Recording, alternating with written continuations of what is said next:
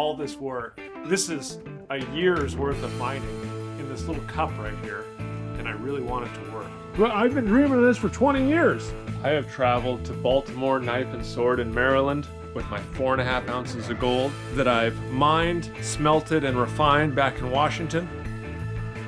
And today we're gonna strike this into some coins and some other really cool treasure. That is the first ever Mount Baker Mining and Metals gold coin. Cool, thanks, Kerry. It's pretty great. It is traditional for a jeweler to once a year roll up his carpet and send it to the refiner. And quite often that will, at minimum, buy him a new carpet. I'm Kerry Stagmer, and we are the blacksmiths of Baltimore Knife and Sword. This is Man-at-Arms, reforged. So we're here just kind of fooling around in the forge today. You know, this is at my houses. We do a lot of hobby and all kinds of other stuff. But today we have something really special. Jason from Mount Baker Mining and Metals is here, and he's brought with him a stash of gold that he's mined out of his new gold mine. And so he's brought us a really big piece of gold to play with today, and we're going to have a lot of fun. I'm super excited. I brought Kerry 4.5 ounces of gold to play with. I think our goal here is to make some coins for my channel. We got both of our logos are going to go on it. The alloy of the gold will make a big difference because this is as dug. So we know that we're pretty high, close to 23 karat, but that other material, if it's silver like he suspects, should be no issue. If we have something else in the gold that causes the edges to crack, it could be a big fight. We just really are going to have to anneal it and get into it and see. Yeah, this has not been refined really in any other way other than the cupelling process. So I haven't used acids. It's not, you know, store-bought gold or anything. It's right out of the ground. Yeah. It's whatever, you know, Mother Nature gave us. I want to show it to you though. You ready for the big reveal? Yeah, absolutely. No, you have not seen this gold yet. I have only, I watched your channel where you were doing this as you were working through the whole process from the dig all the way out. But I have not seen this. Okay, in person. That is a wonderful thing. Boy, look at the color of that material. Isn't that nice? That is super nice. That's the color that you're going to see in that 23 karat, where I think a lot of Americans are used to seeing 14 karat, which is more of a yellow, whereas this has a little bit of green tint to it. Not as much as green gold, but very much like that as you get closer and closer to pure. And it's really heavy for its size, which is super cool. So one of the things we'll have to watch out for as we get into this surface is going to hammer very nicely. We've got a small indent here where we're going to have to just see how that is, because anywhere that might start a crack, we're going to have to eliminate that crack or the whole piece could break. Worst case, we'll take this and we'll pour it into a mold that has a basic sheet form and kind of get past that. So I'm going to hammer on this and we'll see where we go with it. So what's our overall plan here? We got, you don't like this little dimple in it. Right. I don't like this dimple, but it may actually work out without any issue at all. I think that the fact that we're so close to pure gold actually is better, right? I think that what happened is in the bottom of your crucible, I think that there was just some schmutz, just some trash in the bottom, and that created that. There could be a little shrinkage there. Like if it's just a mechanical thing where there was some trash in the bottom, it actually is just going to forge out. If that's shrinkage and it's slightly crystallized there, we may still be able to work it out through a couple of anneal cycles, but we may find that it starts to crack. And if we're cracking in the middle of our work, that's just simply not going to allow us to raise. If that's the case, we'll just do a quick melt, because if we can get this surface on both sides, we're golden. Nice. And so our plan to start out, are we going to try rolling it and see what happens? Or are we just going to melt it right down? Yeah, I'm going to go ahead and take a hammer to it right now. So we'll take a hammer to it, and if it doesn't look like it's going to come apart, then we'll do an anneal where we take it and put it on the tray and put some heat on the whole piece until it gives a little glow.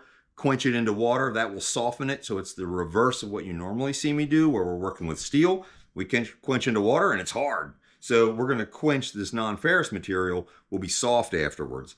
And so if the piece is not cracking, we should just be able to keep working until we're in clean material. So we've talked a lot about the gold possibly cracking, and Kerry's talked about, it depends on what's in there. So if you have copper, it will tend to crack more. If you have some other stuff, your polluting the gold essentially, and that even though we're alloying, it is something that can create a harder surface. So if we have a higher degree of copper in our mix, we can get some cracking. Honestly, it should not be an issue at 23 carat-ish where we roughly are, whereas that would be a much more common problem if you tried to do this in 10 carat or 14 carat. Sure. In which case we'd want to purify it somehow.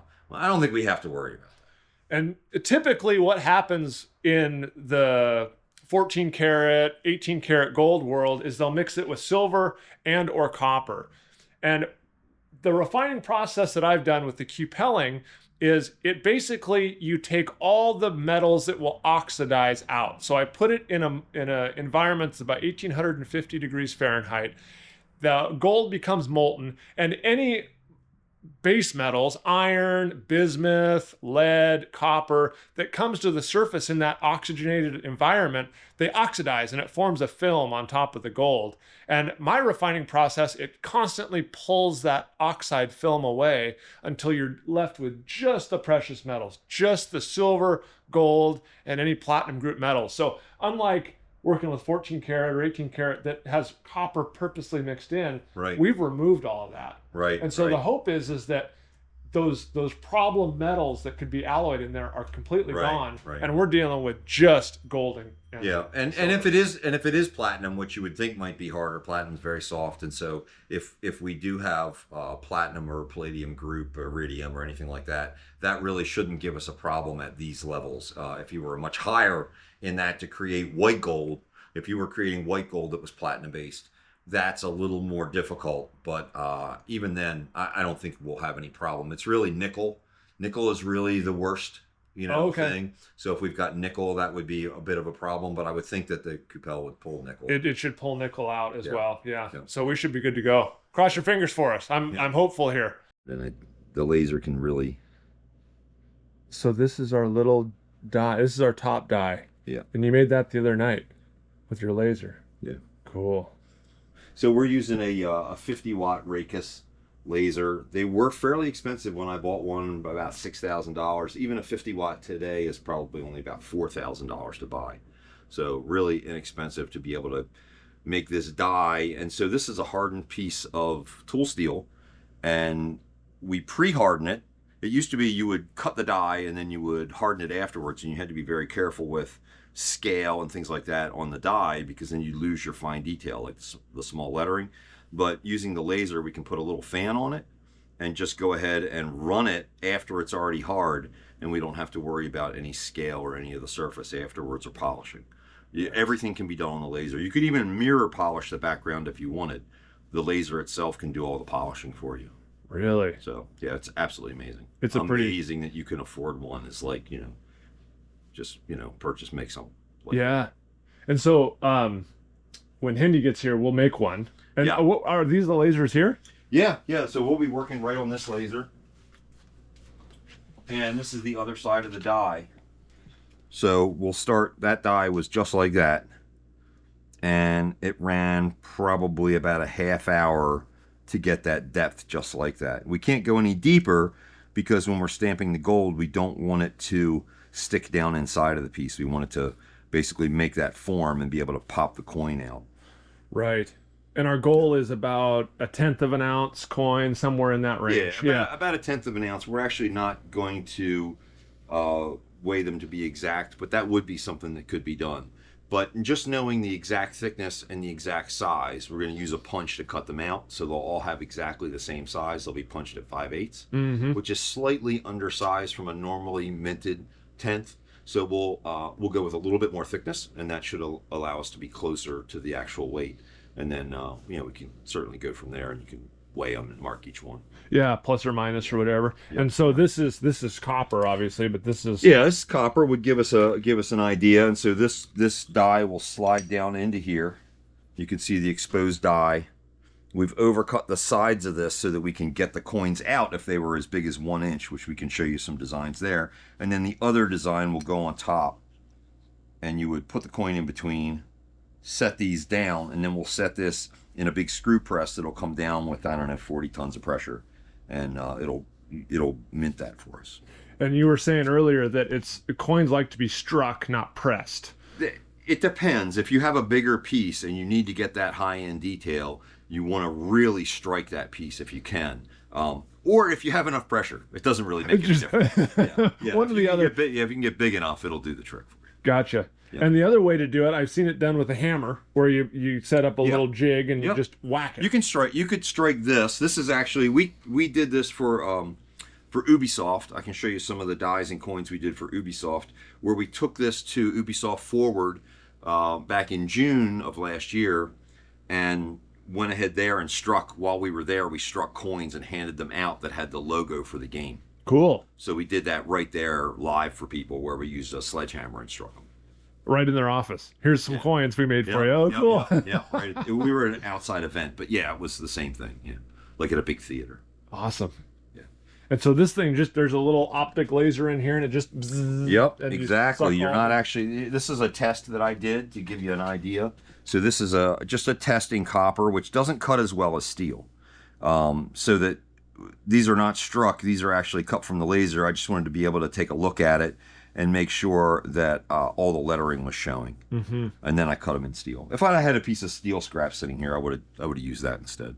5/8, boom. We'll drop the 5/8 in, and they make it so you can hammer it, but I want my thing to last forever. So I'll drop the cutter in here, and then we'll press it with a press that is perfect up and down. Cool. Yeah. This is from Pepe Tools. I know that there are a lot of different ones, but I can tell you can get this off of Amazon, and it'll be in your house in like 2 days, and it's a wonderful forever tool you'll use for the rest of your life if you're careful with it. And that's a kind of a universal. You just can punch all kinds of. Yeah, any of these sizes, yeah. And it'll punch up to 1 inch. And thickness, well, I use a press. You could go pretty thick. The problem is when you get into real thick materials, the punch has to be smaller and have a little bit of gap. Whereas for these clean plugs, you're kind of cutting. I mean, I've cut 16 gauge with this, no problem. Oh, really? Yeah, it's not an issue. So I cut a lot of discs for the Rose engines. This is the screw press that we're going to use for doing the coining. That looks exactly like the one at Cerro Gordo. Yeah. The one that I did with Brent. Everyone should have one of them. Everyone's got to have one. And so you get that thing going, 2 or 3 turns, and you just whack it. Yep. Yeah. So it'll come down. For the cutting, we'll just go click and it'll cut. But for the harder strike, we'll back it off a little bit and throw it, and then the momentum of this wheel, which is probably 800 pounds, maybe a little bit less, but certainly over 2,000 pounds on the wheel, probably, I would think. We'll throw to the screw, which is an inclined plane, right? Simple mechanical thing. Inclined plane, and then come down and give us our strike. And the term is an Acme screw, right? That's what that. This is an Acme screw, yeah. With the flat. It's a flat, and yeah. that's and people probably don't understand looking at this thing, but with a flick of your wrist, you can impart tons on your piece. Oh yeah, certainly. It would be, I would say, easily more than 20 tons. And it's just you just flip. I mean, you get it going, you put a little muscle behind it, but you can really do some work with this thing. Now we do have one that was used for striking dies originally at Kirk Steve Silver, that the wheel on top has a little, like a dog that comes down, and then there's a hook on this collar, and that allows you to put it down against the die so the it's closed on the die, and then back the wheel off and strike it, and that allows you to do closed die forging. So that would prevent your piece from moving. You can repetitively strike it because the dies stay tight on it. So we can hit things multiple times without worrying about registration. We'll still be able to do that if we're coining even with the gold or silver, but it won't be necessary for the material that we're doing because it's so soft. If we were striking brass, sometimes we'll strike it once and then we'll give it a little to sharpen that detail again, but we won't. We'd end up crushing the gold, thinning it too much. The gold's so soft, we won't have to worry about it. It's all coming together. Yeah. I see all the pieces now. Oh, it's all here. It's all here, and then some. Yeah. Oh, and you've got lights set up for your. Oh yeah, for the show. Yep. Yeah, man, you are. Yeah, and some of that stays up permanently, so they're on separate. Oh, nice. Right. Little background, mood lighting. And then we'll put up individual lights depending on what we're working on.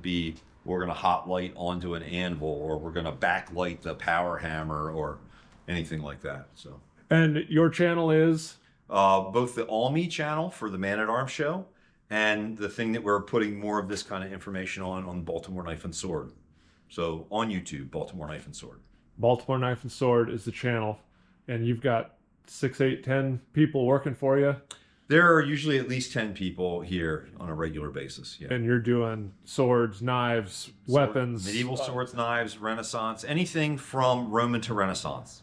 That period is really what we specialize in. And Kerry's channel is really cool. They got a lot of cool tools. If you want to see all this stuff work, check out their channel. They do some really cool stuff.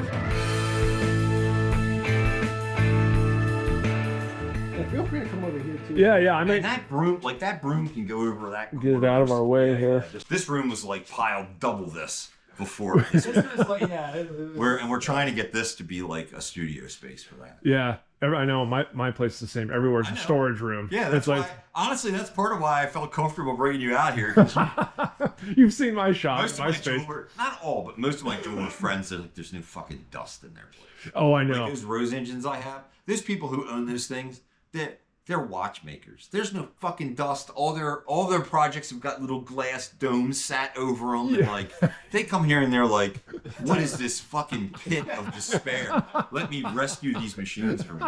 So I'm going to be using a relatively simple hammer. You know, this is kind of something like you would have found in your grandfather's place. But what we did is we just went over it real quick with a 240 grit and then a 15 micron Scotch-Brite, and that gives us a good enough surface. We're not going to mirror polish this. We're not going to worry about a mirror polish surface until we get farther along in the process. If you make this too polished now, it'll be slippery and it's a little harder to work the material. So we'll stick with this kind of soft satiny finish and go over the entire piece and see if we can't start getting this consolidated. We may, once we get a little bit, I may go to the rolling mill, but we'll definitely be doing some anneal cycles as we go, as we get a feel for whether or not this is going to open up or close up for us as we work the material down. It's a massage, not a adjustment. At least initially. Right.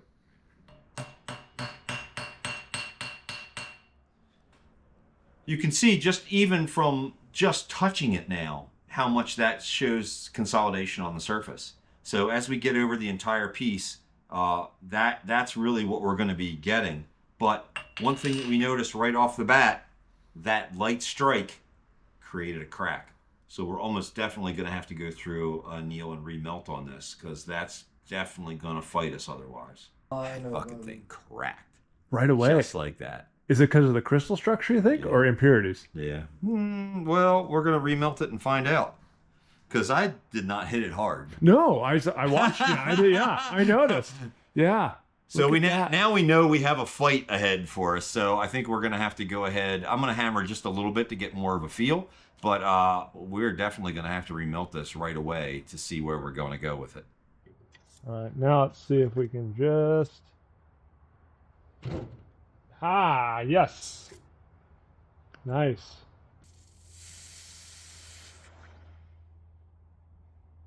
Ooh. Look at how nice and gold that is. Actually, now that I'm remembering this, I cooled this really slowly. Yeah, you actually want to quench it fast. I bet you those crystals in there are pretty big. Yeah. And so that's why we're having some cracking issues. It did. It just broke. It just broke. Look at that. Yep. So you know what? Instead of wasting much more time, I think we'll go ahead and just cycle it and get it into some water and quench it.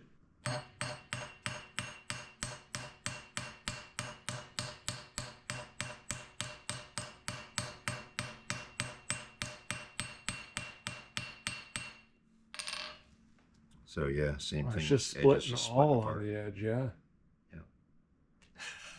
So we'll give it a shot. We'll get some heat on it, and we'll just do a full remelt real quick. I mean, that's it. This thing just cracked right away.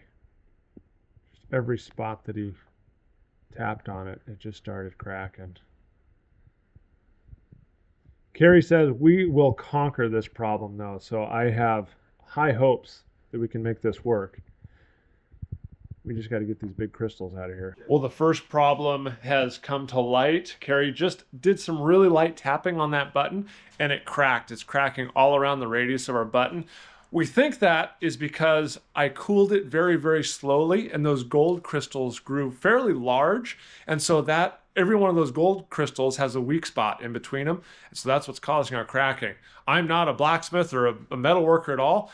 So what we're going to do now is we're going to take our button, we're going to remelt it and cool it quickly. We're going to quench it is the term. So those crystals don't have time to grow big. And also it'll make it so it hopefully can be worked into sheet.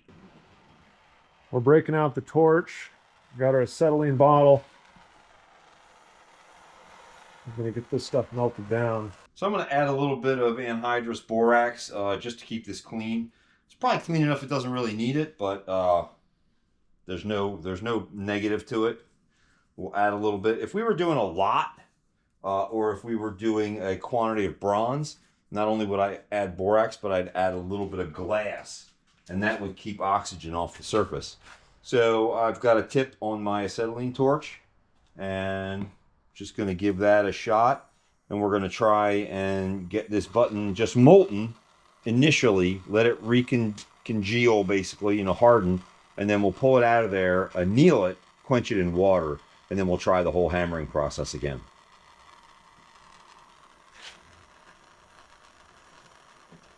So I'm just going light over it initially because the borax is going to float a little bit until it starts to melt, and I don't want it to all float out.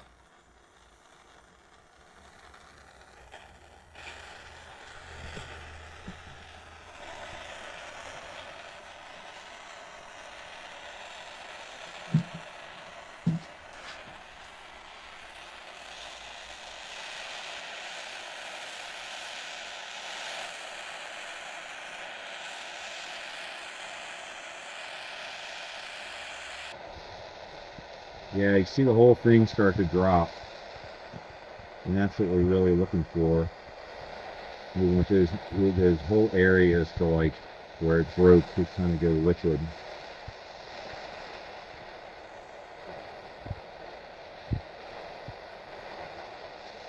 So not only does the material have to get hot, but the crucible has to get hot so that it will reflect heat. So we've got a surface here that's hot enough, but it's really not molten all the way through. And we really want it to be pretty much all the way through so that we know we're getting a pretty clean overall piece. We don't want those cracks to then be showing on the back side.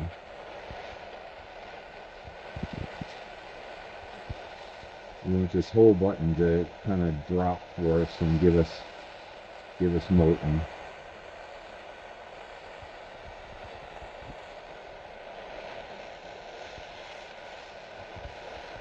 Well, I mean, it's pretty clean. You're not seeing a bunch of oxides come to the surface or anything. I think we're fine. Now I'm all paranoid that I brought you bad gold, but I like you can leave the bad gold here if there's a problem. I liked your comment earlier about we will conquer this problem.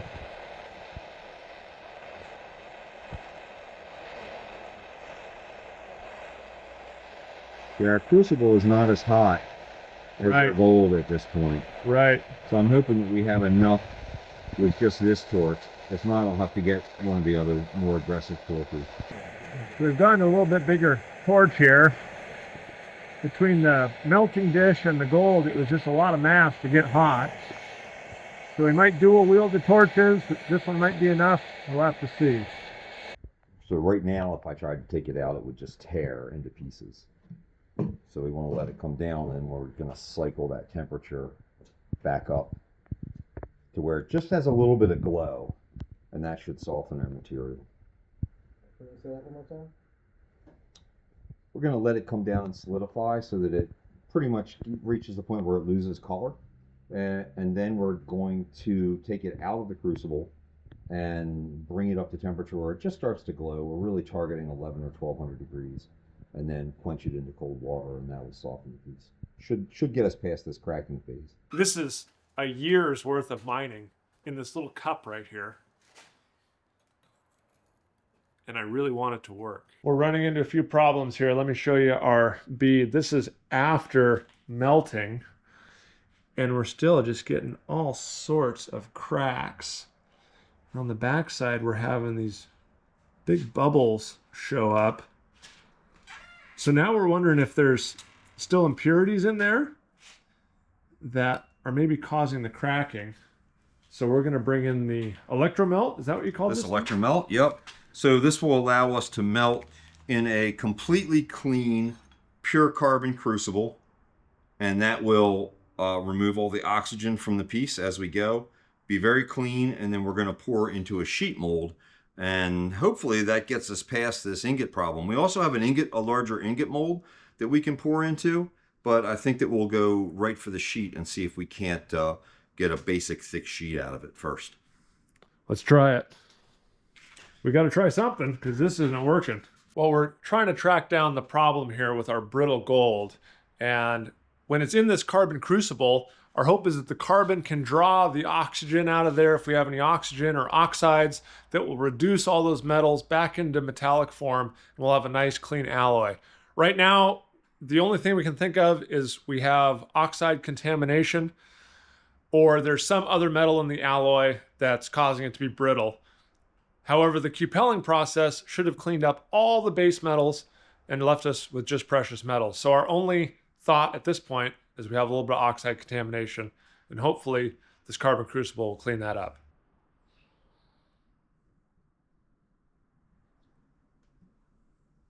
We're coming up, we're about 1500 degrees now. We are getting closer to melting. Not quite there yet. All right, we have come up to temperature here. We are molten. There is our, let's see if I can get a shot of it here. There's our gold. It's pretty clean. There's a little bit of oxides on it now, Kerry, but not much. It'll roll a little bit, and it's okay to kind of shake a little so you can see it moving a little bit, right? Oh yeah. It's just looks like the sun. See if I can zoom in a little bit and get. Yeah, there we go. Look at that. Right? Yeah. Ooh, it's hot though. Yeah. Close it off and let it. And that's oxide. I've been doing some research online about what causes gold to become brittle and gold alloys. And there's some stuff that doesn't really apply to us, like, you know, you're overworking it or you're not annealing it. We're not even to that phase yet. One of the things that keep coming up is contamination in the alloy.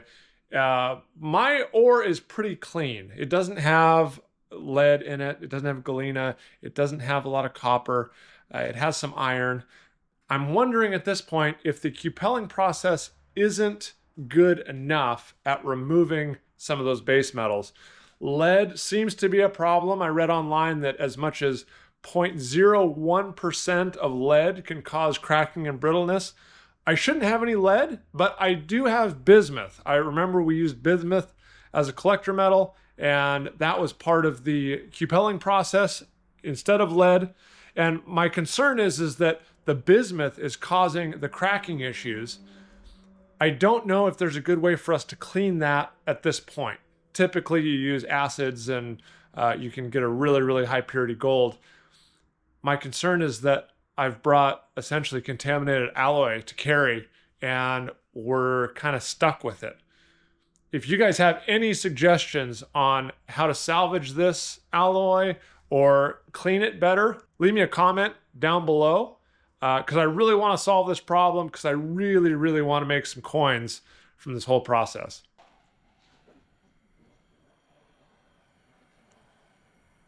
Now we're just going to sit up our sheet mold. Our alloy is molten, and we're going to try and pour it into a sheet. And Kerry, it's clean, right? I mean, it's pretty darn clean alloy. It's real clean in there, yeah. There's no question about it. So that crucible is giving us some good cleanliness based off the carbon crucible, and so that should be taking any oxides that we have and removing them, or at least helping us to a certain degree. I'm just preheating this slightly because this is cast iron, And we're putting some soot over the top by starving the flame for oxygen. And then I'll do the same thing on this side and put it together. There we go. Got it real good. And how preheated do you like it? I mean, it doesn't have to Well, be you red want hot. to take as much. No, not at all. You want to get all the shock. You know what I mean? So we just want to make sure that we're not chilled. Well, I got that going good. I'm going to do this again. Just take the chill off.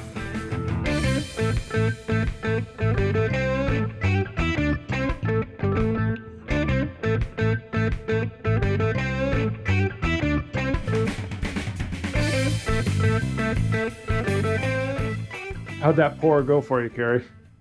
Well, I don't know. We're going to see in a second because what happens when you pour gold, you saw that I spilled, but we had a catch tray. So we'll recover all that gold.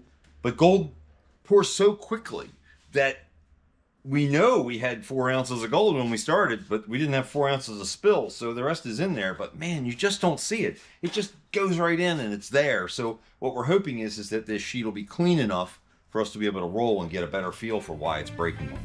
So I'm going to open this up and we'll see what we get.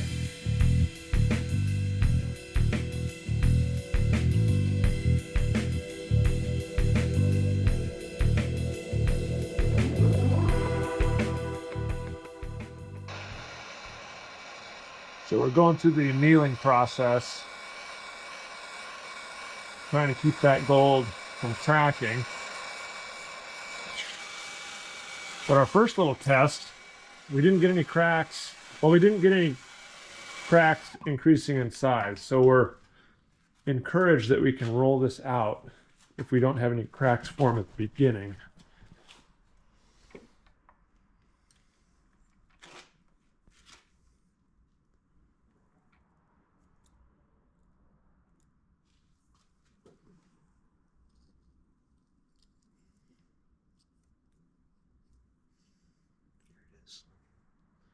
There you go.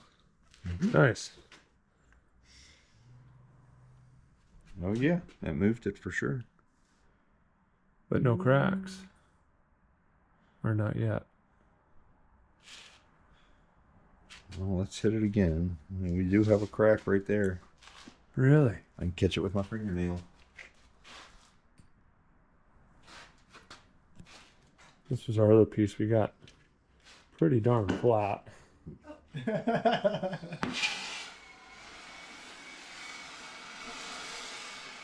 So if we can get a piece like that, but a lot bigger, we can make some coins from it. So hot. Yeah, because that's where I've been using the torch. Yeah. Metal with me. Oh yeah. Yeah, it's hotter than It's pretty hot. Yeah. Is that the hardness? It's for size. Size. Yeah. Gotcha. So 130-ish. What's our target?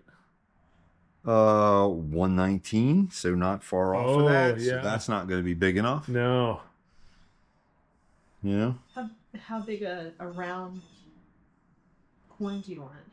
Oh, and we're shooting for 5/8. Oh, So something like Yeah. that. Yeah. So that's not going to be enough. That's not going to be enough. So it's still 130.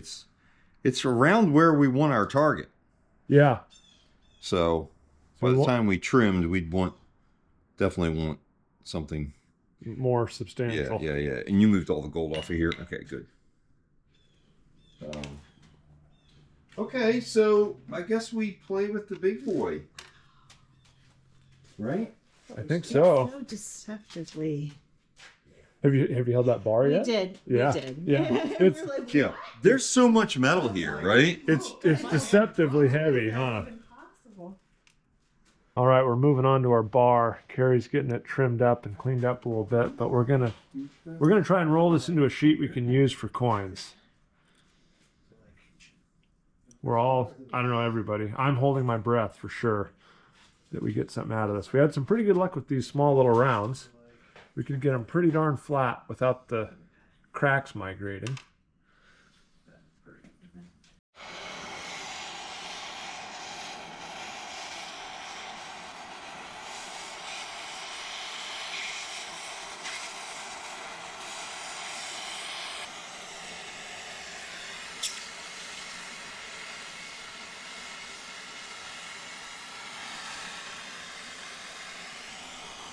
How much better it looks with the carbon off of it. Yeah.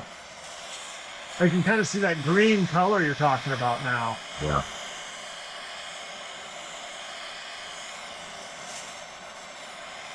So for everybody at home, that's probably about $10,000 worth of gold. That's base prices. And so in the movies, when you see treasure chests flowing over with gold, it's millions and millions of dollars. So we're going to run it all the way up until the piece fits. Through with no resistance. Oh yeah. Can you pan the light over? Yeah. Kate? Thank you. Like that. Yeah. Okay. Watch your head. All right, so that would go through. So we want to get it to bite just a little bit. Right, and then we're going to try and just bring it through. Oh yeah. Right now we'll go ahead and reduce it just a little bit. So there was just a bite there on the outside edge.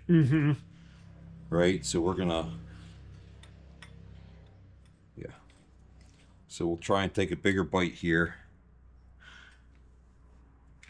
And unlike where it had no resistance before, now now we've got a pretty big piece of material fighting us just a little bit. I'm going to roll it through without making an adjustment now, and then I'm going to anneal again.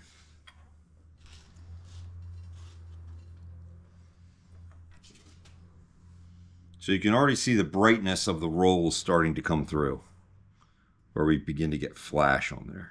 And all that, those little imperfections will just roll right out with time. Yeah, some of it might stay, but it should roll out.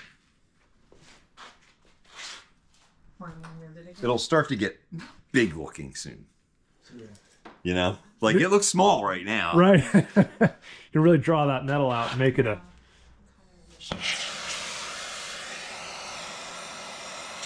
Oh yeah.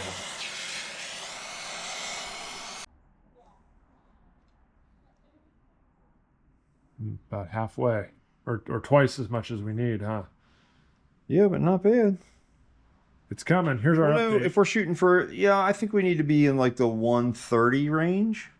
Okay. 1.3, right? So, yeah, we're getting there for sure. We're getting there. Which is thicker than I would have thought for 10th. But it's always confusing.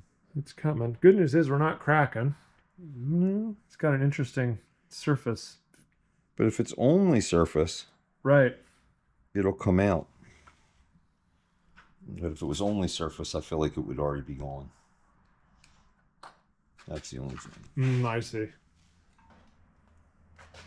All right, here's our sheet. We got it rolled, right? Are you happy with that? We definitely, like, we have to watch some of these corners, and that'll be a remelt, but we can definitely get some coins cut out of this. No question about it. We can definitely cut some pieces to strike with this. Okay. Let's make some coins. So here's our, this is going to be our cutter. Here's our sheet. And back over to our big, you call this a fly press, you said? Fly press. A fly press. Screw press, fly press, either way. Used for big coining operations. We use it for punching. We do a lot of work, hot work, where we'll take the guard for a sword, and we have a piece of the blade that has the handle area on it, where the tang is, what we call a shoulder, where it's cut in for the tang, for the handle. And we'll put that in the piece and actually press it in, so when we put our final blade in, it fits up inside. Okay. It's a very, very nice way to do it. All right, we're here at the fly press. Kerry's working on getting everything set up. We're punching out coins. This is working great.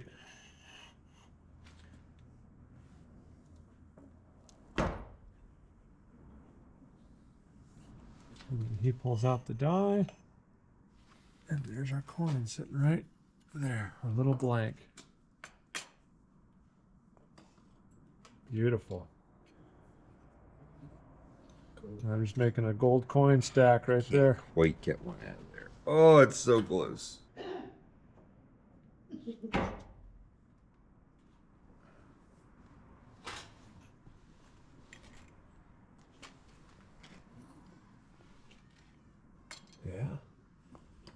It's doing it.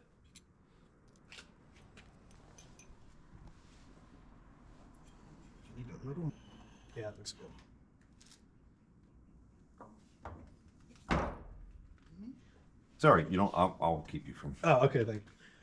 Don't whack your camera, man. Well, I don't want to hit the camera. No. Camera guy, that's all right, but I've proven that we bounce back from excessive damage, right? yeah, you have, yeah. Oh yeah, we're getting a bunch out of there.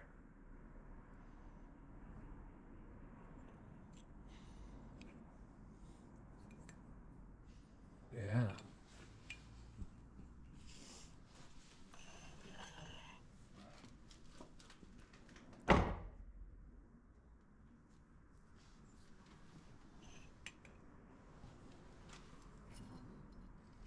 There you go. Stack's growing bigger. Looks so small from back here. I know. It's crazy. So we're just working our way through it. We're punching them out of the outside, and then we'll clip all that off so we can get to the inside. We're gonna get a nice little bunch of coins out of this.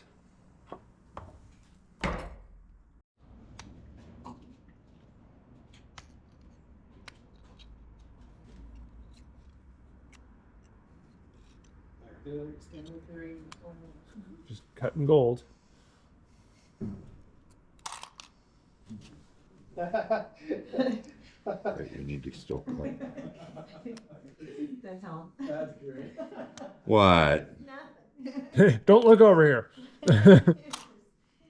All right, that should get us. Good. That scrap will get remelted. We can get 4 or 5 more coins out of that.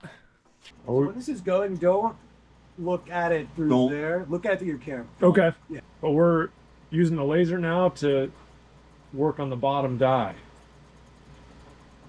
Baltimore Knife and Sword. So this will be Kerry's logo.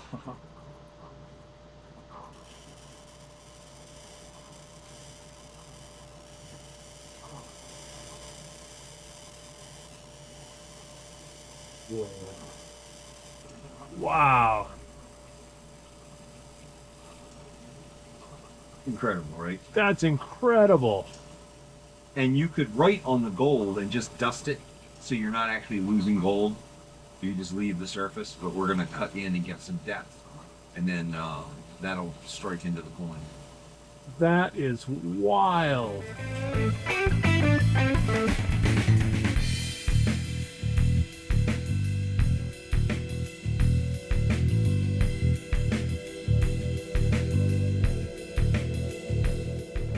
And 20 times and it's done? Like it'll be done in... I'll probably run it again, and then I'm gonna run cleaning passes to clean the background. But you can get right on top of it and look at it. Now you can lean down. You know what I mean? If you want to get a closer shot. So that was one pass? That's 20. That was 20? I'm gonna run it 2 or 3 times total, and then I'm gonna run a cleaning series that cleans it. Wow. Cool. How'd it come out there? You happy with it?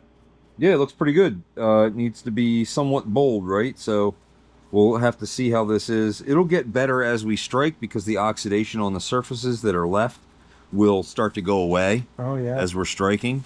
I can show you some examples from some that we've already done. And it should look pretty good. Like I really got a good cut on yours. Oh yeah. Mine's quite a bit more, it's deeper, I guess. Yeah. So I don't know, I might try and recut that.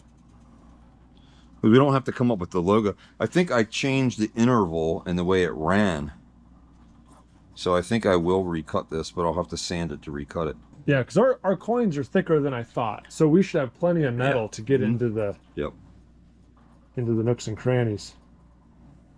Yep. So well, yeah, I'll see it tomorrow. Don't want to spoil it. No, it'll work. Oh, beauty.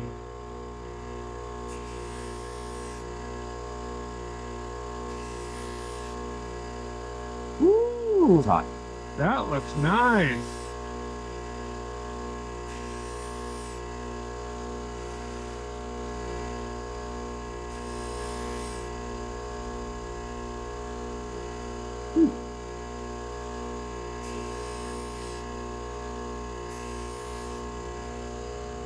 Yeah, completely transforms, right? That There's is the edge. beautiful. And that's yeah. without a buff. We won't normally buff them on these big machines, but I'll buff them on the big machine. Okay.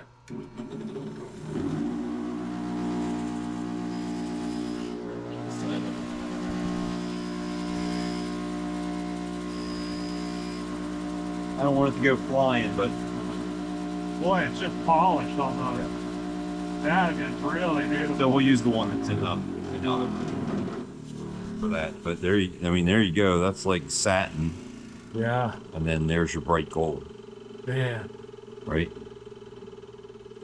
And if we were doing a whole bunch, we would throw these in the tumbler and let them run till they're bright, Oh, okay. right? Right. So But yeah, for the few we're gonna do, you just do them by hand and call it good. Nice. Yep. Very nice. These are gonna turn out great. they're cool, right? They're gold coins. They're, you know, they're like literally gold your coins. gold in coins, That's right. just like you dreamed. Well, I've been dreaming of this for 20 years. Here's our second pour in this little. I really like these little cast iron bar molds or ingot molds, whatever you call them. Ingot mold, yep. But yeah, it turned out real nice. Oh, there's our little borax piece right on top. Yep, and that should just pop right off of there. Yeah, I'm gonna have to cool this off before I Yeah. do the bucket. But that came out real nice, and there'll be a lot more coins out of that. Oh yeah, for sure. It's what it should look like too. It doesn't have that crystallized look to it. Okay. See? Doesn't really. It's super. It looks like gold now. Yeah. Yeah, a little bit of. We'll throw that in there. Let's get our cutters and just. Well, hopefully the second run through the carbon crucible cleaned it up. We'll know pretty quick once we get into it. It does look a lot better. It's a lot better.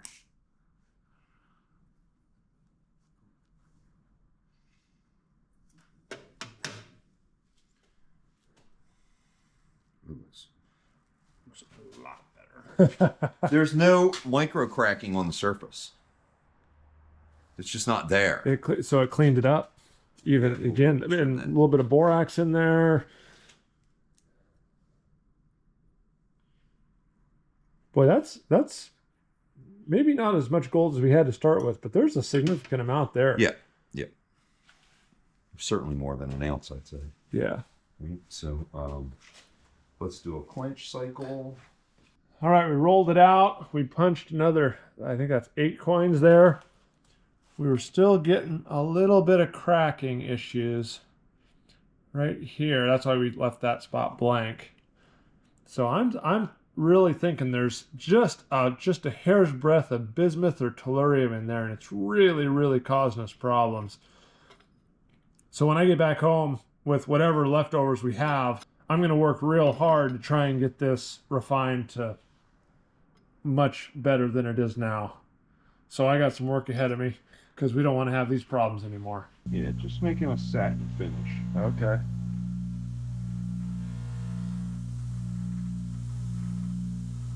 Nice. It's not really very different, actually. Those rollers were nice and clean, so it left a Yeah. pretty good surface. And you, I don't know if you have like any tumble finishing stuff, but these could be tumble finished afterwards too. After we strike them? Yeah, I mean, you probably want to do it at home. Set up with some walnut shells and get a little, just like a little tumbler like you'd use for reloading is the easiest stuff to find. You know, it's like pretty easy to find out there cheap. And they make you can buy walnut shell that's impregnated with compound with red rouge, and it'll put a mirror surface on it Oh, cool. without really reducing it at all. You know. Yeah, don't want So to you just throw it in there, let it run for an hour. pull it out, they're all shiny and bright. Yeah.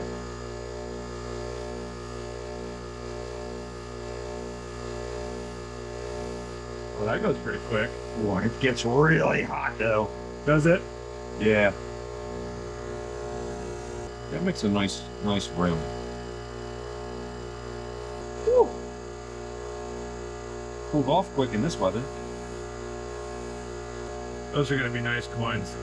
The time has come. We are ready to strike our coins. I'm going to have Kerry walk through the whole process with us on how we're going to get it all set up. And then we're going to use this fly press and squish this stuff into coins. So this is our little setup we got here.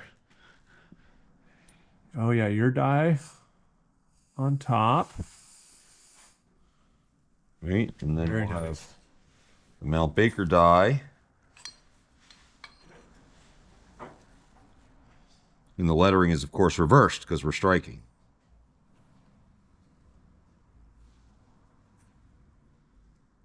See, we have to get yours pretty straight. And what I did is, because I didn't really get them exact, I made mine undersized.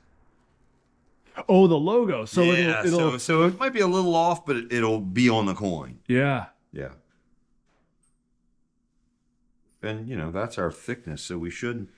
It's pretty thick. Yeah, it's I'm pretty thick. I'm And still it's surprising surprised how thick it is. How thick it is, It'll be yeah. interesting when you finally can get them a good weight. You know, you could weigh them and see. And then just like when we cut them, they'll just go right in the fly press there. And just one strike is all it's going to take. Yeah. Just one. Yeah, I one. might give it a little, but I don't want to do too much at first. I'd rather have one that had a faint design than like really go crazy on it. And we're I don't worried. think it's an issue, you know. We're worried a little bit about maybe mine's a little deep, so the gold might stick. That's a concern. Might. I don't think so, and I think I'm going to try it without polishing it down. I'm going to keep it just like it is and just put a little. I'm going to wipe a little bit of just a little WD-40 on there, just so that it's got a little bit of lubrication on the face. We don't want so much that we interfere with the strike from the die, but we want it to be able to bounce off of that. And we're going to try it without annealing the coins. We're just going to go for it. We're going to try it with a hardened, what we would call a planchette. So the blank coin dot, blank coin piece.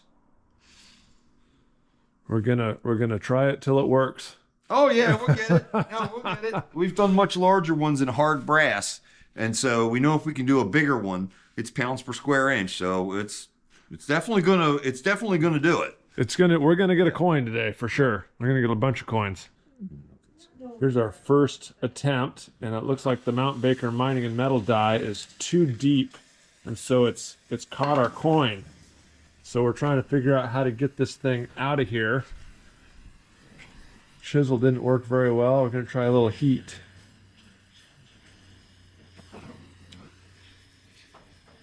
But you don't want to get the die too hot. Hopefully the gold will pull the heat quick. Then what are you gonna do with it once you get it hot? Well, I'll let it cool and then just try and pop it off. Oh, I see. You're just expanding, contracting. Yeah. Because the gold's going to pick up that heat really quick where the die won't.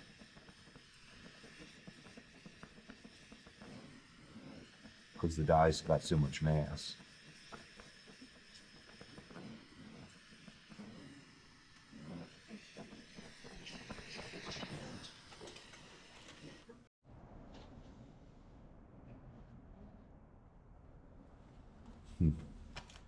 I'm not entirely sure what I want to do here. I was hoping that it would hop off.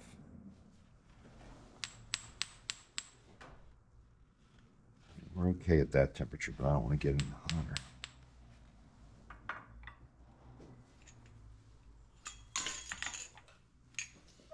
Let me cool it off. I don't want to cool it off in something big in case it falls off. I don't have to reach 8 feet into the water to get it. Oh, there you go. Nice. All right, first reveal of our coin. Oh, look at how beautiful that is. That is the first ever Mount Baker Mining and Metals gold coin.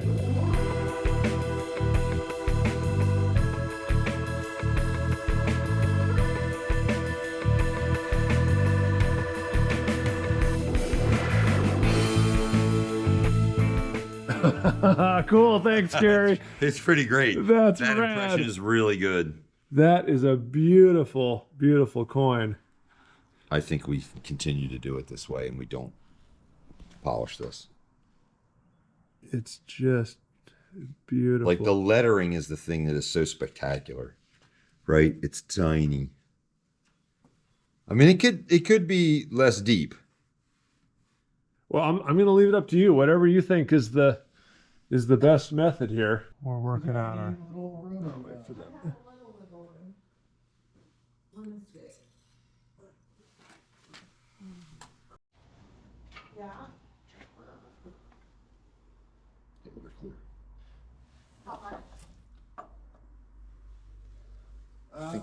Yeah, one time. Let's try it. Keep going. Keep going. Keep going. There for now. It might take heat still. I'll be right back. The heat it just comes right out with the heat. Yeah, we're getting our process down here. We've got the bottom die, the top die, the gold blank planchette. You call it a planchette? Yeah. Goes in there. I'm gonna get out of the way so I can whack the handle. Wow. I wonder if that extra oil might be the problem. I don't know. I can go with a little bit less. No, that looks fine.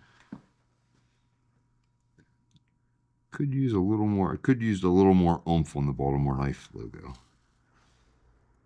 I wouldn't want a double strike. I don't think that's gonna. Well, actually, that feels like it would. I don't know. Let's see if I feel like we could take a chance at a double. That's gonna be the most valuable coin, the double strike. That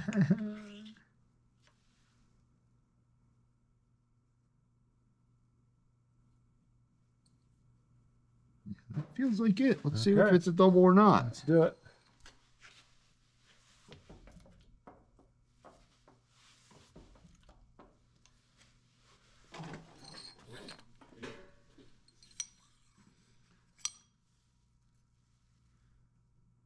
Nope, it registered.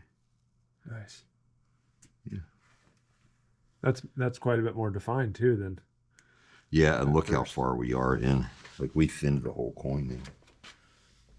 Woo! It's cold. Yeah. And then we got to heat it a little bit to loosen It's just it coming up. right off.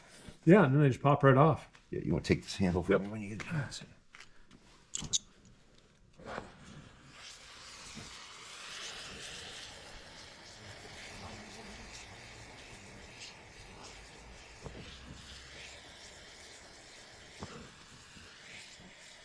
Yeah, you can see the oil warming up there.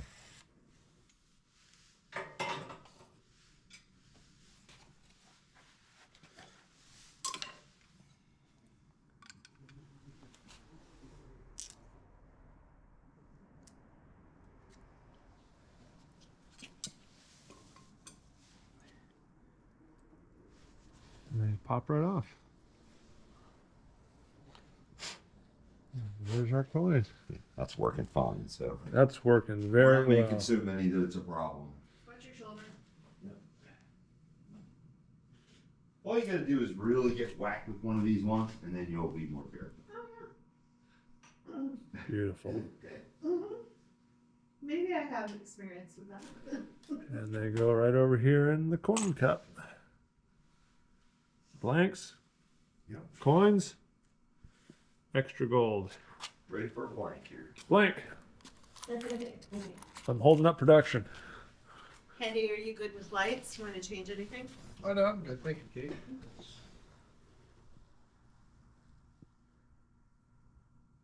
And there we go. We do that 23 times. We'll have 23 coins.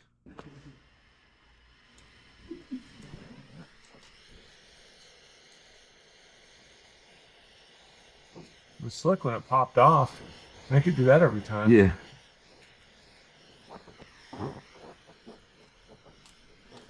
As soon as that started to change color, I want to back off. I don't want to take a chance of melting it. Yeah. That? Yeah. That one got a little hotter, I think, huh? Yeah. And then the coin just pops right off.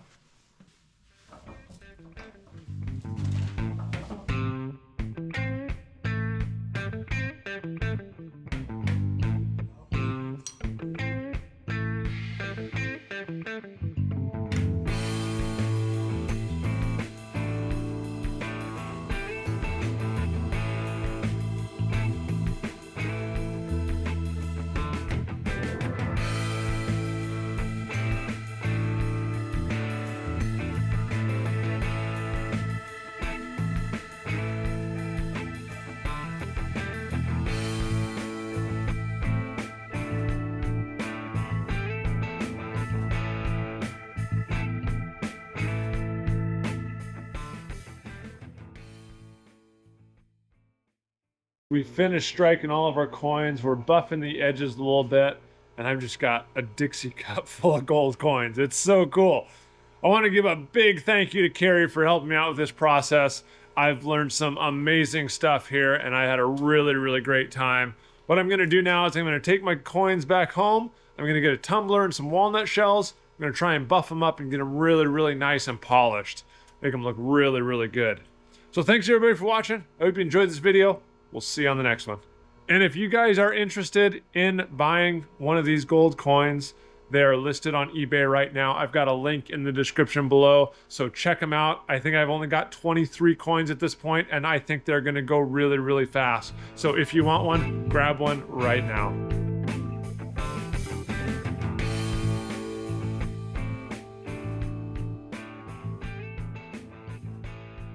Yeah, so this is national park property right here. And then everything, this whole area here, up and down the river, basically from Brunswick to Baltimore, which is pretty far distance, is, you know, a couple 100,000 acres, I guess, a state park. Oh, that's cool. It's the Tapsco State Park. So this is the B&O Railroad. This is the old main line for the B&O Railroad. Cool. Yeah. Yep. That's really neat.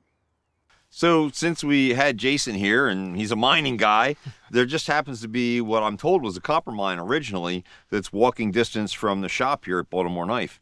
So we're just gonna take a look down inside. The back side of this mine is flooded, but because we're right on the river, on the Patapsco River. But it will let us kind of look at the size of it and give us an idea what the workings were. I've come down here mostly when I was hunting around the area for some iron ore, maybe to smelt, and didn't really find anything here I could work with. But he's gonna take a look at the walls here and give us an idea of what we're looking at, because I don't really know. Yeah. No, it's funny being, you know, out west and all the mining history we have. I don't really think of Maryland as having any mining history at all, but when you think about it, you still had to mine minerals and you still had to process stuff, and so I'm excited to go into a Maryland mine. Yeah, and there was a silver mine not far from here near Sykesville, so we know that they were mining copper and silver in this region. Very cool.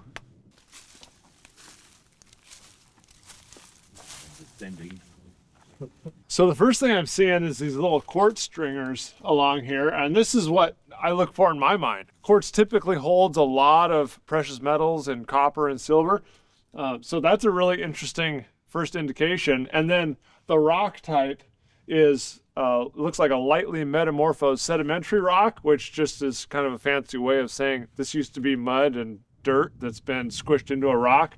But you can see all the waves and the texture to the rock.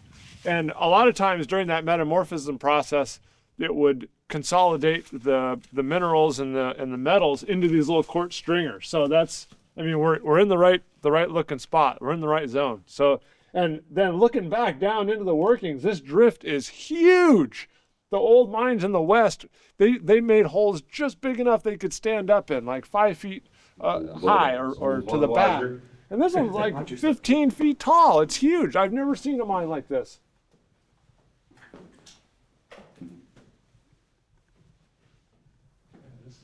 This is wild in here.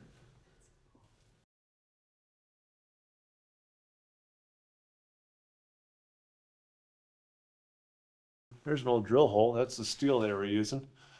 So they had a long piece of steel with a bit on the end. It looks like they were drilling about 1.5 inch holes.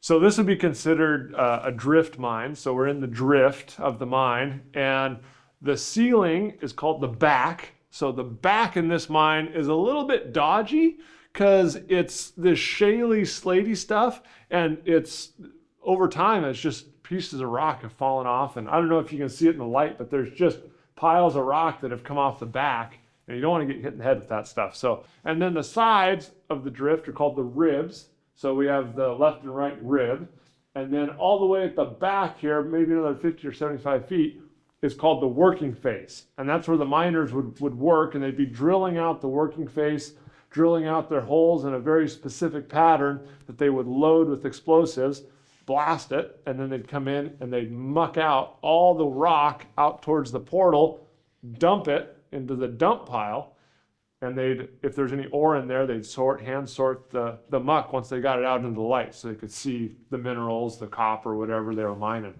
But yeah, this is This is a massive drift. I mean, you could drive a full-size pickup truck in here. Yeah. So I don't know why they made it this big. This is crazy huge.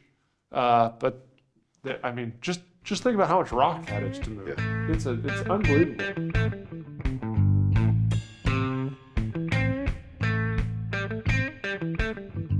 We're just about to release a video from Bamboo Labs this week.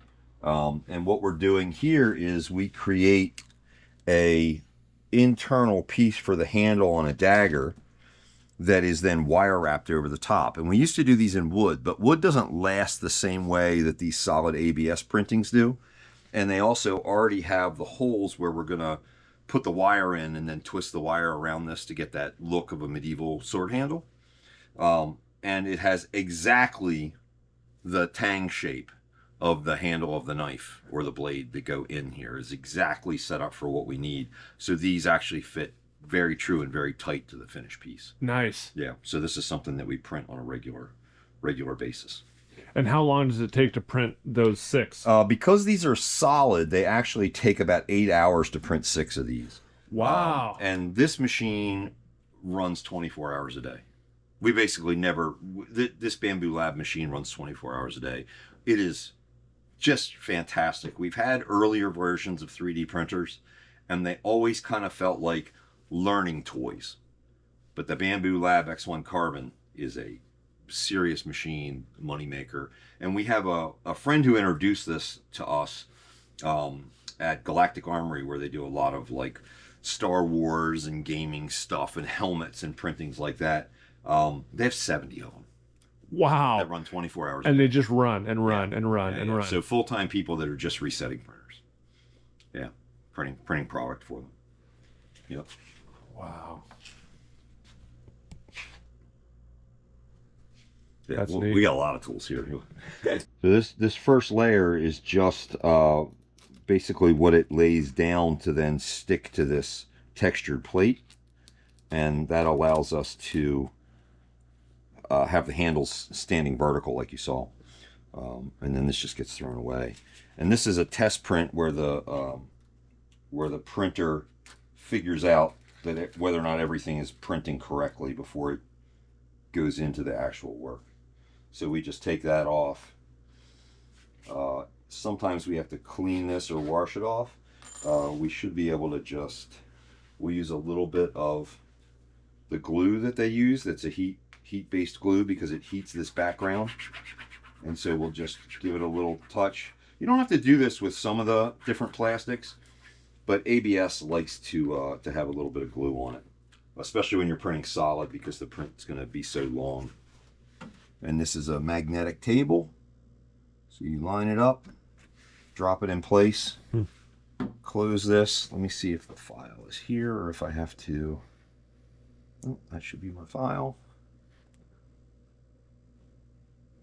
This is a 4-position unit that gives you different filaments, but we're just running the filaments out of the large drying unit over here. We just hit print now, and then 8 hours from now, it'll have a new series of handles for us. That is like the coolest thing I've ever seen. You just set it and forget it. Yeah.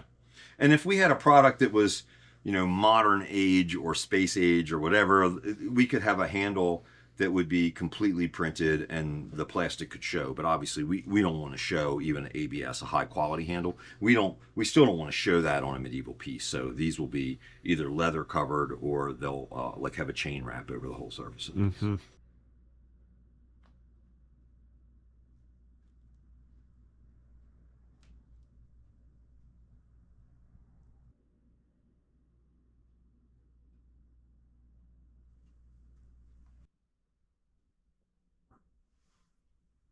And then the very tip of it would go in here, and there's a set of pliers that when you pull them, they close and pull wire, and then you would draw wire out that way. And this is like a 1860s? I don't know when this one was made. This could be probably as late as maybe 1920 maybe. But it could be much earlier. I don't know. And so you get the wire down to about this size, and then it draws. Yeah, and that's then like a little conical hole there. Right, and then you can change it. You start with a bigger hole, and then you maybe skip a couple holes, and then you go every one until you're down to the size that you want. Oh, I see. And but now we just roll it. We roll thin We would wire. initially This is like an antique. right. So I could pour into a mold that gives us kind of a smaller round, and then I would just tap the tip of that until it was enough I could get it through the hole, grab it on the backside, and then pull it. So when these pliers are pulled by the chain, they tighten up. I get it. So as it down. pulls it, it grabs the wire as it pulls and closes on the wire and holds it in place. And then you crank it and it will pull this back. Oh, cool. And that's how you can create wire. Yeah, it's a neat old machine, right? It is a neat old machine. That's old school wire drawing machine. Yeah. And the new ones do the same thing, but they have, cables on them instead of these old timey, chains. And then here's the anvil we're going to be using. You mentioned this. You kind of got that polished up. Right. This is a Nimba anvil. So a very high quality American-made anvil. And there's like a real science to anvils. You don't just like throw some metal down on a thing. No, not at all. And this is a cast steel anvil that will ultimately be just here in our jewelry shop. But as you see, it's had some beating done on it. So it was a central anvil in the forge for a while. And unlike a lot of blacksmith shops where they work everything hot, so there's no real damage to the anvils at all. We work a lot of cold product. We do a lot of steel where we might be hammering the edges to straighten a pre-hardened piece of steel, and that might mark in the surface. So on a lesser anvil, it would be really beat up. The Nimba is a very high quality hard anvil, and so eventually I'll get all of this to this like nice surface, and then this will stay that way because this is going to be almost exclusively a non-ferrous shop where we're working in copper, bronze, and gold. So that's a ram's head. You can kind of see the horns. Yes. Right? So these are ram's heads. And then this would be melted out. We'll fire this, take all the wax in this paper cup out. This becomes the final form. And then we just pour the molten metal right in the bottom. And so you repeatedly, you get your wax casting, you dip it in sand over and over and over and over again. Right, and I'll show you that process as well. Oh, nice. Are we going to do some of that today? Yeah, or? we can do that. Yep. We got about 2 weeks worth of stuff to do. 2 weeks worth of work to do. I hope you like your hotel. Change my plane tickets. Yeah, there's kind of no limit to the amount of stuff that we have. And it's always easier to get it all on camera the first time rather than making you repeat your stuff. I'm going to use. So this is the extent of what I have size-wise. This is the roller for our gold, because the rolls are polished, and that will polish our piece as we roll it. Oh. Yeah. Manual, hand crank, down. I have powered ones, but this works just fine for what we're doing. Oh yeah, no, and this is a cool thing. Yep. And this moves both sides of the rolls at the same time. Oh, it's not a stationary bottom rolling. Stationary bottom, top goes up and down, but you can tilt it if you're trying to make a cone. You would pull this hand. Well, it's got a screw set in it, but you could pull this handle up. And that would allow you to slightly offset the top or bottom like this. And then that would allow you to create a curve, a cone piece, if you were trying to create a cone on something like that. Oh, cool. Yeah, and on our really big rolling mill, which is in the forge, they're independent top and bottom, That is really, I've never thought about a cone or like Yeah, it'll skew off to the side. Yeah. That is really neat. Yeah. It only has to be a tiny difference and do that. So both for what we're doing for the coining, where we're gonna roll the thickness, and whatever we can try and get to maybe raise a small cup, this will be the surface that we'll get. So this is the beginning of the process of the dip, and so I can also dip some for you too, because it's cool. It's like kind of bizarre green, phosphorescent looking weirdness, And again, just give a holler. This is all like in process. You can see the cups that we create. And then these are hung, right? So that this bottom will be cut. An area will be cut out on it so that the wax can flow in and out before we burn that paper cup out, just so that it creates a cup where we're pouring what we call the button on the casting, like a button, right? Sure. And so that button in this case creates head pressure, like water pressure would. And it will also give us an area where, as the metal cools, what we want it to do as it shrinks is draw material down from the button and not shrink the part that we're creating. So we tend to pour a bigger, heavier button on something like this. Obviously, when you're doing gold, you have a lot of material that you have to consider how much it costs. But you do want your buttons to be as big as you can get away with. You can lessen its impact by being closer to the melting temperature. So the closer you are to a melting temperature, instead of being elevated, the less coefficient of expansion you have. Mm-hmm. So you're dealing with less shrinkage as you go. Some materials really aren't very bad. So gold, fine silver, they pour like water. They're super easy to work with, and you don't have to worry about it freezing fast. The complete opposite when you're working with platinum. You have under half of a second from the time you take the torch off of it until it's solid. So if you're in a casting process, you have to get that into the mold in under half a second before it freezes. So it's very involved when you're doing platinum versus gold is the easiest. Gold is the most wonderful thing to work with. It really is. It's really wonderful. Can you explain a little bit about shrinkage? A lot of people don't understand. Sure. You pour metal in a thing, and what do you mean it shrinks? Right. Well, the easiest way to look at that would be to look at a situation like if you boil water. If you look at the level of the water as the water gets hot, the level will go up because it will expand as it gets hot. And then that's your coefficient of expansion, and every material has a different one. It's a pretty easy thing to look up on the internet. So what we would do for this is we'll look at how things will shrink and how they'll change so that we know as we lose that temperature, how much smaller the part will be from our mold, from our wax master, from our casting situation, like how much shrinkage do we have to deal with? Like say we have an internal hole, which we often have for the tang on the knife if it's a cross guard. We will slightly oversize the wax hole so that when that shrinks down, the piece will fit. Less filing time, less to deal with. If we're dealing with bronze, it's not a big deal. You just file it out. But if you're dealing with gold, obviously, or silver, you still have to think about what's happening to your fines, where they're going, because you need to reclaim everything. It is traditional for a jeweler to once a year roll up his carpet and send it to the refiner. And quite often that will, at minimum, buy him a new carpet.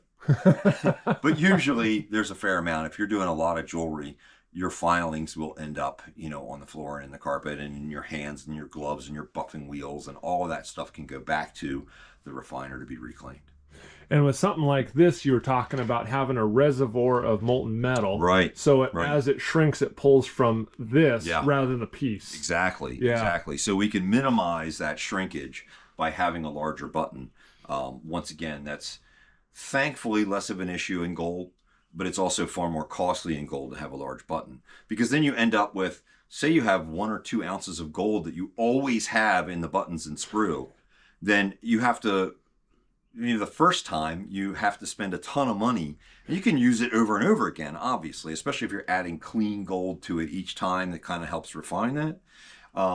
But your very first casting is expensive. You still have this waste gold product. Waste gold. You're not wasting it because you can use it on the next one. Right. It's just a volume, a space saver. Exactly. Yeah. When we're doing silver, we like to be, several ounces to a half a pound if it's a bigger casting, so that our shrinkage is coming from that. I do have a big sprue from a Makana mace head that I made. It's like an Aztec or Inca weapon.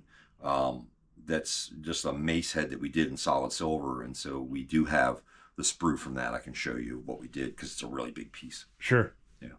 Yeah. No, the shrinkage, you gotta keep that in mind when you're casting parts. Yeah. These are wax injecting pots, so they stay hot all the time. They run about 125 degrees, and then we'll hook up air pressure to it, and this is like a little injection thing. And so if we have an enclosed mold, like this is the mold for a Warhammer head. So it's got a back spike here, and then we'll put something out on the front, usually an animal head or a skull or something crazy, for our clients. But this is actually injected, so this will be closed, and then it'll be pressed in, and this is a spring-loaded. When it's pressed in, it sprays the wax into the mold.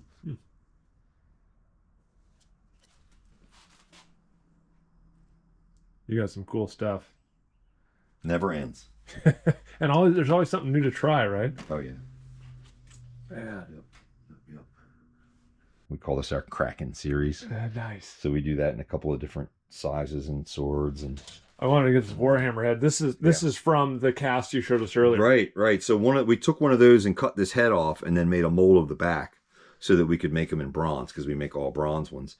And here's some of the handles in wire wrap on those from those 3D prints. Oh yeah. So you can see the 3D printed.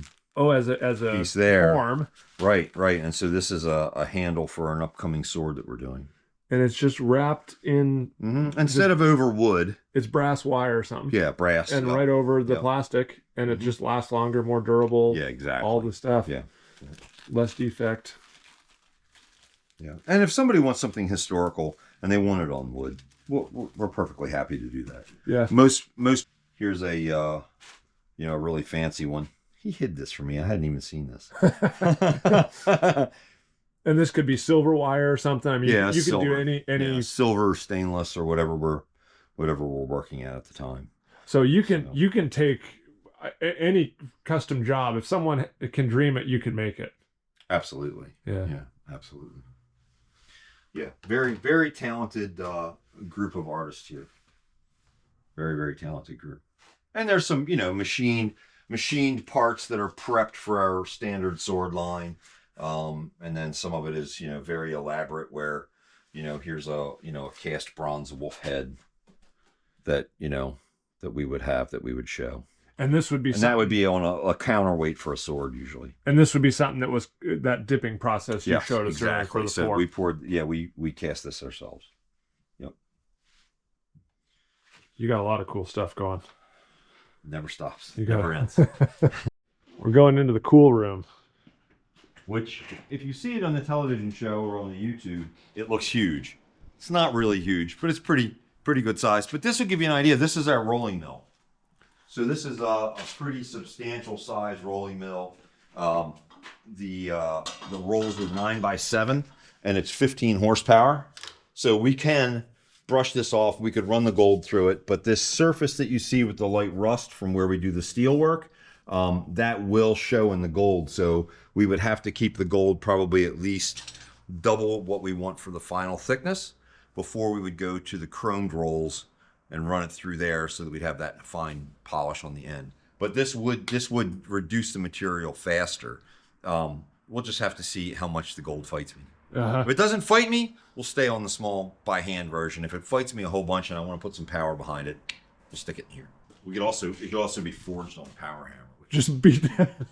It'd be pretty cool. We could put the whole thing on here and reduce it on this big hammer. I mean, it would. You just gently, but you've got a lot of pressure, so you can get a strike over the entire piece. There's no reason why you couldn't forge it down that way. Wow.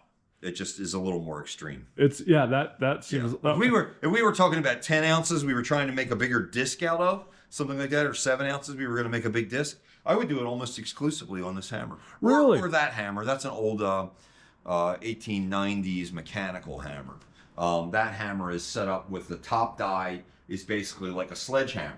So that's like working a sledgehammer on an anvil. Instead of just a big power hammer. That gives us more of a traditional handwork look and feel as we're working. Whereas this guy is kind of like a big industrial machine. So I'd be scared to put my gold in that thing. Wow, look at that one. Are these rated in tons, like presses? They're rated in pounds of the tup, which is the ram. So the ram plus the weight of the die on that hammer is about 400 pounds. This is about 170 pounds. And this ram and the die will go all the way up in here. This will move about, it's probably about a foot rise and fall. And I think this runs around 300 beats per minute. Wow. At maximum. Standing on it. Yeah. Really fast. Right. And then the really big one is 230 beats per minute. But it weighs 400 pounds and moves 18 inches. So it is a very serious piece of equipment. And you forge mostly hot with it? Yeah, almost exclusively hot. Yeah. This machine here in the corner is a pettingale, and that's a sheet metal hammer for doing cold work. Okay. Yeah. So that's So where that's what you would find in an automotive shop, or you know, a place that did, you know, large custom sculpture in sheet metal. like quarter panels for cars and things. Quarter panels for cars, airplane skins. Yeah. You know, things like that. We also have a large Kendrick English wheel here as well. It's made from 4 pieces of that hardened iron that we talked about that's turned into steel. You can almost and see you the can welding. see it. You can see, like here, I don't want to clean it too much because then it doesn't show, but this is actually the layers in the iron that is then blistered into steel. And it's quite clear it's made up of 4 pieces. You can see it kind of blistering a little bit where we kind of beat the hell out of it. The sample gets worked really hard. But that is really, really kind of neat, showing the character of the surface of the anvil. It's wild, isn't it? That's a big hunk of metal. Yeah. So this is 1836, I think, and it's 480 pounds. Oh, man. Or no, 380 pounds. This one. And it's sitting. So a lot of times you'll have anvils on stumps or blocks of wood for the reverberation. Right, for vibration. Vibration, exactly. You know, you don't want to drive too much into your concrete floor, but it has to be something hard enough. So these are hard maple. No, these are hickory. We had some hickory stumps come for us. And usually you see them sitting up and sitting high, but these are such large anvils that we have them sitting a little bit lower. If you were working every day, you know, hammering, you'd want this anvil to be a little bit more like this, but the primary smith in the room is not my height. Okay. You know, he's a shorter guy, and so it's important that the anvil be a little bit lower for him. And often if we're doing really large forgings by hand, there'll be a couple of guys with sledgehammers standing around this. And this is a nice height for what we call striking, where you take a sledgehammer and you're doing the striking. So one guy would be directing with a smaller hammer where he wants to hit, and then the other guys would come in with a big hammer and strike and force that material, you know, in another way. And that would be before we go to the really big hammers, or if we were working with blooms, like something that we've smelted the iron to create a bloom that we then are going to define into steel, where the power hammers will be too aggressive, and we'll be able to go around it with the sledgehammers and tap, tap, tap, tap, tap, and then kind of force that sponge. And you'll all of a sudden hear it go from like a squish, squish, squish. It'll start to ring like a piece of steel, and then you know that you're consolidating the material. So we'll work right directly from iron ore sometimes. So we'll take the iron ore and smelt it and go right down to that. You do all the cool stuff. I'm envious. I try to get some iron ore from the quarry across the street, but I've never quite gotten any ore that had enough to make it worthwhile for me. You know, I've gotten a couple ounces of steel out of it. It's so much work to hand process iron ore that we haven't hit the right strain. Sooner or later, those guys are going to hit something that makes sense, that's got enough iron in it for us to smelt here, because they've got such a big area opened up. But we haven't really found it yet. This is your hardening tanks? Yeah, this is hardening tanks. So this is salt water. We've got a copper top because the salt eats any kind of steel lid that you put on here. And so this material itself, you can see it's a little frothy at the moment, but there's a lot of salt in the piece, into what we call a brine solution. This tank actually goes 4 feet into the ground. So if we have a really big sword, we don't have to get on a ladder. We used to have to get on a ladder to quench a really big sword. Now it goes 4 feet into the ground. There's a pit here just filled with gravel. And that allows us to walk up to it and put a sword in here that is 6-7 feet long total. And why the salt water? Salt water will harden very quickly. The salt is added primarily to prevent the steam jacket that's created by the water on the boiling water. So if we want to quench something very, very quickly, because it might not have a lot of carbon in it, it might only be 0.04% carbon, and we want to be able to get that hardness as high as possible. We'll be able to harden it better in salt than we would in oil, which is more controllable. Once we're into high carbon steels, we're primarily using Parks 50 quenching oil or AAA fast quench, depending on the steel that we're working with. This is our Parks 50 quenching oil, and we would take the coldness off of this. We just put a hot bar in there initially before we try and harden a sword in it. Just take the chill out of the oil itself, because we want the oil to basically take the critical temperature of the sword roughly 1550 degrees to under 400 in, a second, second or two, as long as it drops far enough to get there, and then we'll harden it. And then after that's cleaned up, we'll put it in a kiln at 400 degrees for 2 hours to temper it so that it won't be brittle. The guys here are typically doing 60 to 100 swords a week in hardening. So wow.